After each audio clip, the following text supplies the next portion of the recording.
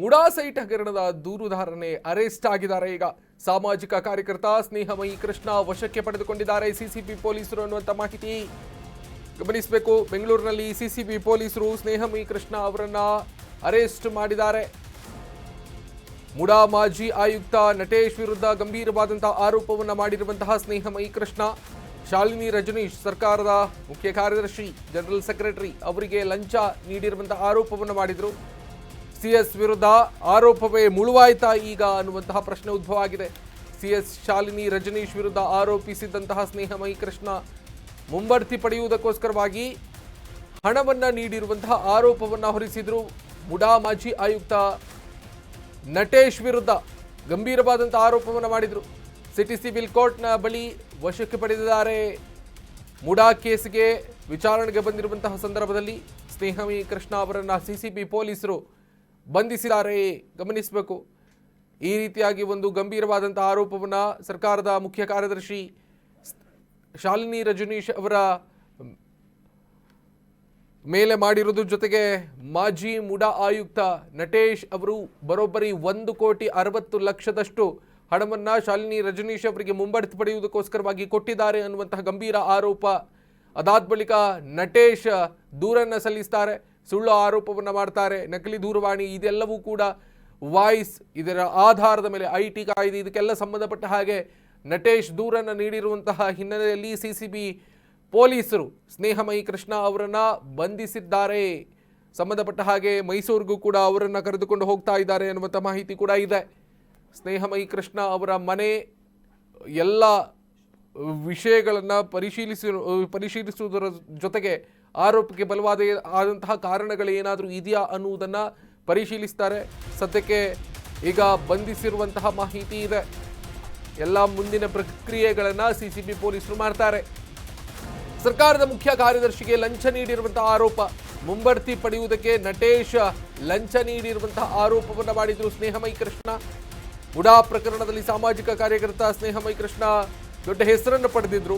ಸ್ನೇಹಮಯಿ ವಿರುದ್ಧ ನಟೇಶ್ ದೂರು ನೀಡಿದ್ದಾರೆ. ಈಗ ದೂರಿನ ಅನ್ವಯ FIR ದಾಖಲಿಸಿಕೊಂಡು ಸಿಸಿಬಿ ಪೊಲೀಸರು ಮೈಸೂರಿನ ಸ್ನೇಹಮಯಿ ನಿವಾಸದಲ್ಲಿ ಪರಿಶೀಲನೆಯನ್ನು ಮಾಡುವುದಕ್ಕೆ ಮುಂದಾಗಿದ್ದಾರೆ. ಮನೆ ಮೇಲೆ ದಾಳಿ ನಡೆಸಿ ಪೊಲೀಸರು ಶೋಧ ಕಾರ್ಯವನ್ನು ಮಾಡಿದ್ದಾರೆ. ಸರ್ಚ್ ವಾರೆಂಟ್ ಪಡೆದು ಪೊಲೀಸರು ಶೋಧ ಕಾರ್ಯವನ್ನು ಮಾಡಿದ್ದಾರೆ. ಸಿಸಿಬಿ ಪೊಲೀಸರು ಮೈಸೂರಿನಲ್ಲಿರುವಂತಹ 2 ಮನೆಗಳಲ್ಲಿ ಶೋಧ ಕಾರ್ಯವನ್ನು ಮಾಡಿದ್ದಾರೆ ಅನ್ನುವಂತಹ ಮಾಹಿತಿ ಇದೆ. ಸೊ ಈ ರೀತಿಯಾಗಿ ಒಂದು ಬೆಳವಣಿಗೆ ನಡೆದಿರೋದು. ಬರೋಬ್ಬರಿ 1,60,00,000 ಇವರಿಗೆ ಜನರಲ್ ಸೆಕ್ರೆಟರಿ ಶಾಲಿನಿ ರಜನೀಶ್ ಅವರಿಗೆ ಕೊಟ್ಟಿರುವಂತಹ ಆರೋಪವನ್ನು ಸ್ನೇಹಮಯಿ ಕೃಷ್ಣ ಮಾಡಿರುವುದು ಇಲ್ಲಿ ತಿಳಿದು ಬರ್ತಾ ಇದೆ. ಸೊ ಹಾಗಾಗಿ ಈ ಎಲ್ಲ ಆರೋಪಗಳು ಸುಳ್ಳು ಅನ್ನೋದಾಗಿ ನಟೇಶ್ ದೂರನ್ನು ಕೊಟ್ಟಿದ್ರು. ದೂರಿನ ಆಧಾರದ ಮೇಲೆ ಇವತ್ತು ಜನಪ್ರತಿನಿಧಿ ನ್ಯಾಯಾಲಯಕ್ಕೆ ಮುಡಾ ಪ್ರಕರಣಕ್ಕೆ ಸಂಬಂಧಪಟ್ಟ ಹಾಗೆ ವಿಚಾರಣೆಗೆ ಬಂದಿರುವಂತಹ ಸಂದರ್ಭದಲ್ಲಿ ಸ್ನೇಹಮಯಿ ಕೃಷ್ಣ ಅವರನ್ನು ಬಂಧಿಸುವಂಥ ಕೆಲಸವನ್ನು ಮಾಡಿದ್ದಾರೆ. ಈಗ ಮೈಸೂರಿನಲ್ಲೂ ಕೂಡ ಸಿಸಿಬಿ ಪೊಲೀಸರು ಅವರ 2 ಮನೆಗಳ ಮೇಲೆ ದಾಳಿ ಮಾಡಿದ್ದಾರೆ ಅನ್ನುವಂಥ ಮಾಹಿತಿ ಇದೆ. ಎಲ್ಲ ಸಂಬಂಧಪಟ್ಟ ಹಾಗೆ ಇವರು ಆರೋಪ ಮಾಡಿರುವುದು ಸುಳ್ಳ ಏನು ಎತ್ತ ಅನ್ನೋದ್ರ ಬಗ್ಗೆ ಮತ್ತು ನಟೇಶ್ ಕೊಟ್ಟಿರುವಂತಹ ದೂರಿನ ಆಧಾರದ ಮೇಲೆ ಪರಿಶೀಲನೆಯನ್ನು ನಡೆಸ್ತಾ ಇದ್ದಾರೆ. 2 ಮಂದಿ ಮಹಿಳಾ ಸಿಸಿಬಿ ಪೊಲೀಸರು ಕೂಡ ಇದ್ದಾರೆ ಅನ್ನುವಂಥ ಮಾಹಿತಿ ಕೂಡ ಇದೆ. ಸೊ ಅಲ್ಲಿ ಬೇಕಾದಂತಹ ಎಲ್ಲ ಮಾಹಿತಿಗಳನ್ನು, ಎಲ್ಲ ದಾಖಲೆ ಪತ್ರಗಳು ಇವೆಲ್ಲ ಏನೆಲ್ಲ ಇರುತ್ತೆ ಅದೆಲ್ಲ ಇದೆಯಾ ಸ್ನೇಹಮಯಿ ಕೃಷ್ಣ ಅಥವಾ ವಿನಃ ಅದ್ಯಾವುದು ಇಲ್ಲದೆ ಸುಮ್ಮನೆ ವಿನಃ ಆರೋಪವನ್ನು ಮಾಡ್ತಾ ಇದ್ದಾರಾ ಅನ್ನುವಂಥದ್ದೆಲ್ಲವೂ ಕೂಡ ಈ ಒಂದು ಶೋಧ ಕಾರ್ಯದಲ್ಲಿ ತಿಳಿದು ಬರುತ್ತೆ. ಸೊ ಹಾಗಾಗಿ ಈಗ ಸರ್ಚ್ ಮಾಡ್ತಾ ಇದ್ದಾರೆ. ಸರ್ಚ್ ವಾರೆಂಟನ್ನು ಸಿಸಿಬಿ ಪೊಲೀಸರು ಪಡೆದುಕೊಂಡಿದ್ದಾರೆ. ಹಾಗಾಗಿ ಮೈಸೂರಿನಲ್ಲಿ ಇರುವಂತಹ ಸ್ನೇಹಮಯಿ ಕೃಷ್ಣ ಅವರಿಗೆ ಸೇರಿರುವಂತಹ 2 ಮನೆಗಳ ಮೇಲೆ ದಾಳಿ ಮಾಡಿದ್ದಾರೆ. ಅವರ ಹೇಳಿಕೆಯನ್ನು ಪಡೆದುಕೊಂಡಿದ್ದಾರೆ. ಹೇಳಿಕೆಯನ್ನು ದಾಖಲಿಸಿಕೊಳ್ಳುವಂಥ ಕೆಲಸವನ್ನು ಕೂಡ ಸಿಸಿಬಿ ಸೈಬರ್ ಕ್ರೈಮ್ನ ಪೊಲೀಸರು ಈ ರೀತಿಯಾಗಿ ಒಂದು ಕಾರ್ಯಾಚರಣೆಯನ್ನು ಮಾಡ್ತಾ ಇರುವುದು ಮಾಹಿತಿ ಲಭ್ಯ ಆಗ್ತಾ ಇದೆ. ಸೊ ಜೊತೆಗೆ ಸ್ನೇಹಮಯಿ ಕೇಸಿಂದ ಹಿಂದೆ ಸರಿಸೋಕೋಸ್ಕರ ಇದೆಲ್ಲ ಪ್ರಯತ್ನ ಸದ್ಯಕ್ಕೆ ನನಗೆ ಗೊತ್ತಿರಾಗೆ ಏನ್ ಮೀಡಿಯಾದವರು ಸಿಕ್ಕಿದೆ ಅಷ್ಟು ಮಾತ್ರ ಆಡಿಯೋ ಸಿಕ್ಕಿದೆ ಸರ್. ಈ ಕೇಸಲ್ಲಿ ತನಿಖೆ ಮಾಡಿದ್ರೆ ಗೊತ್ತಾಗುತ್ತೆ ಯಾರ್ಯಾರು ಇದ್ದಾರೆ, ಏನೇನ್ ಮಾತಾಡಿದ್ದಾರೆ, ಏನೇನು ವಿಚಾರಗಳಿದೆ ಅನ್ನೋದು ತನಿಖೆ ಬರುತ್ತೆ.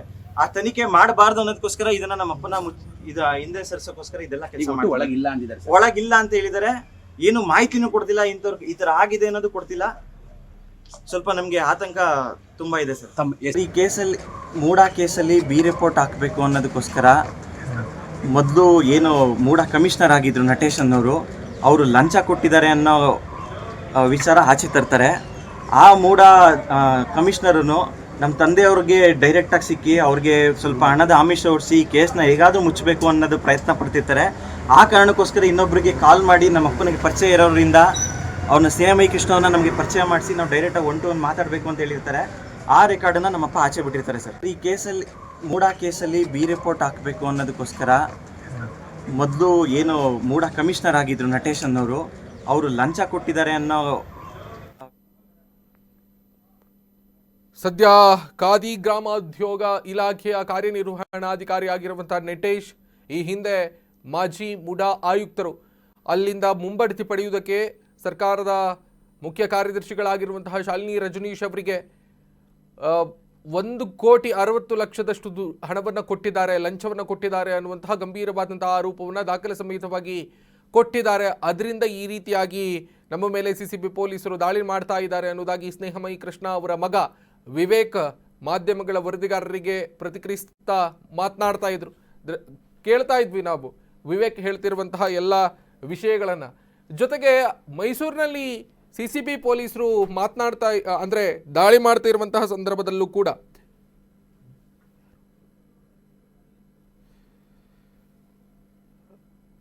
ಸಂಬಂಧಪಟ್ಟ ಹಾಗೆ ಹೆಚ್ಚಿನ ಮಾಹಿತಿಯನ್ನು ನೀಡ್ತಾ ಹೋಗ್ತಾರೆ ನಮ್ಮ ಮೈಸೂರಿನ ಪ್ರತಿನಿಧಿ ಮನೀಶ್ ಗೌಡ ದೂರವಾಣಿ ಸಂಪರ್ಕದಲ್ಲಿ. ಮನೀಶ್, ನನ್ನ ಧ್ವನಿ ಸ್ಪಷ್ಟವಾಗಿ ಕೇಳಿಸ್ತಾ ಇದ್ರೆ ಸದ್ಯಕ್ಕೆ ಸ್ನೇಹಮಯಿ ಕೃಷ್ಣ ಅವರಿಗೆ ಸೇರಿರುವಂಥ 2 ಮನೆಗಳ ಮೇಲೆ CCB ಪೊಲೀಸರು ದಾಳಿ ಮಾಡಿದ್ದಾರೆ ಅನ್ನುವಂಥ ಮಾಹಿತಿ ಇದೆ.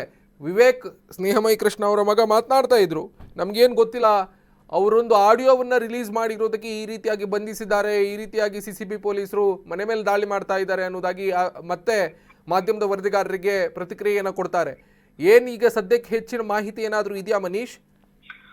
ಹೌದು ಶ್ರೀರಾಜ್, ಏನಂತಂದ್ರೆ ಒಂದ್ ಕಡೆ ಬೆಂಗಳೂರಿನ ಕೋರ್ಟ್ ಆವರಣದಲ್ಲಿ ಸ್ನೇಹಮಯಿ ಕೃಷ್ಣರವನ್ನ ಬಂಧನವನ್ನ ಮಾಡಿದ್ರೆ, ಮತ್ತೊಂದು ಕಡೆ ಬೆಂಗಳೂರಿನ CCB ಅಧಿಕಾರಿಗಳು ಸ್ನೇಹಮಯಿ ಕೃಷ್ಣರವರ ಮೈಸೂರಿನ ನಿವಾಸ ಏನಿದೆ ನಿವಾಸದ ಮೇಲೆ ಕಳೆದ 3 ಗಂಟೆಯಿಂದಲೂ ಕೂಡ ತೀವ್ರವಾದ ತಪಾಸಣೆಯನ್ನ ನಡೆಸ್ತಾ ಇದ್ದಾರೆ.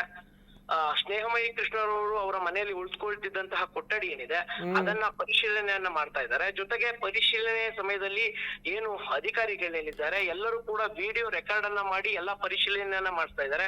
ಸುಮಾರು 10ಕ್ಕೂ ಹೆಚ್ಚಿನ ಸಿಬ್ಬಂದಿಯನ್ನ ಹೊಂದಿರುವಂತಹ ಬೆಂಗಳೂರಿನ CCB ತಂಡ ಮೈಸೂರಿನ ನಿವಾಸದ ಮೇಲೆ ದಾಳಿ ಮಾಡಿದೆ. ಈಗಾಗಲೇ ಅವರ ಪತ್ನಿ, ಈಗ ಸ್ನೇಹಮಯಿ ಕೃಷ್ಣ ಹಾಗೂ ಅವರ ಮಗ ಬೆಂಗಳೂರಲ್ಲಿ ಇದ್ದ ಕಾರಣದಿಂದ ನಿವಾಸದಲ್ಲಿ ಕೇವಲ ಅವರ ಪತ್ನಿ ಮಾತ್ರ ಇದ್ರು. ಅವರ ಪತ್ನಿಯನ್ನ ಕೂಡ CCB ಅಧಿಕಾರಿಗಳು ತೀವ್ರ ತಪಾಸಣೆಯನ್ನ ನಡೆಸ್ತಾ ಇದ್ದಾರೆ. ಕಳೆದ 2 ಗಂಟೆಯಿಂದಲೂ ಕೂಡ ತಪಾಸಣೆ ನಡೆಸ್ತಲೇ ಬರ್ತಿದ್ದು, ಇನ್ನೂ ಕೂಡ ಆ ತಪಾಸಣೆ ಮುಂದುವರಿತಲೇ ಇದೆ. ಶ್ರೀರಾಜ್, ಮನೀಶ್, ಮುಖ್ಯವಾಗಿ ನಾವಿಲ್ಲಿ ಗಮನಿಸಬೇಕು, ಇಲ್ಲಿ ಬೆಂಗಳೂರಿನಲ್ಲಿ ಅವರನ್ನ ಬಂಧಿಸ್ತಾರೆ CCB ಪೊಲೀಸರು, ಮತ್ತೆ ಮೈಸೂರಿಗೆ ಕರ್ಕೊಂಡು ಹೋಗ್ತಾರೆ. ಅವರ ಮನೆಯಲ್ಲಿರುವಂತಹ ಯಾವ ದಾಖಲೆಗಳನ್ನ ಉದ್ದೇಶಿಸಿಕೊಂಡು CCB ಪೊಲೀಸರು ಅವರ ಮನೆಗಳ ಮೇಲೆ ದಾಳಿ ಮಾಡಿದ್ದಾರೆ ಅನ್ನುವಂಥದ್ದು ಏನಾದರೂ ಇನ್ಸೈಡ್ ಡೀಟೇಲ್ಸ್ ಏನಾದರೂ ಇದೆಯಾ? ಹೌದು, ಕಳೆದ 1 ವಾರದ ಹಿಂದೆ ಏನು ಮೂಡಾದ ಮಾಜಿ ಆಯುಕ್ತರಾಗಿದ್ದಂತಹ ನಟೇಶ್ ಅವರ ವಿರುದ್ಧವಾಗಿ ಅವರಿಗೆ ಮುಂಬಡ್ತಿಯನ್ನ ಕೊಟ್ಟಂತ ಸಮಯದಲ್ಲಿ ಅವರು ಒಂದು ವಾಯ್ಸ್ ರೆಕಾರ್ಡ್ ಅನ್ನ ಬಿಟ್ಟಿರ್ತಾರೆ. ಅಂತಂದ್ರೆ ಅವರ ಸ್ನೇಹಮಯಿ ಕೃಷ್ಣರವರ ಜೊತೆ ನಾನು ಸ್ವಲ್ಪ ಮಾತಾಡ್ಬೇಕು ಅನ್ನುವಂತಹ ಒಂದು ವಾಯ್ಸ್ ರೆಕಾರ್ಡ್ ಅನ್ನ ಕೊಟ್ಟಿರ್ತಾರೆ. ಜೊತೆಗೆ ಮುಂಬಡ್ತಿಗೆ ಇವರು ಒಂದಷ್ಟು ಲಂಚವನ್ನ ಕೊಟ್ಟಿದ್ದಾರೆ ಅನ್ನುವಂತಹ ಆರೋಪಗಳನ್ನ ಕೂಡ ಮಾಡಿರ್ತಾರೆ.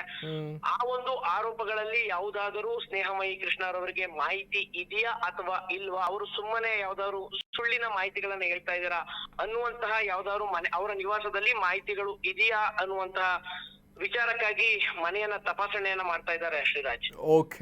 ಓಕೆ ಮನೀಶ್, ತಮ್ಮೆಲ್ಲ ಮಾಹಿತಿಗೆ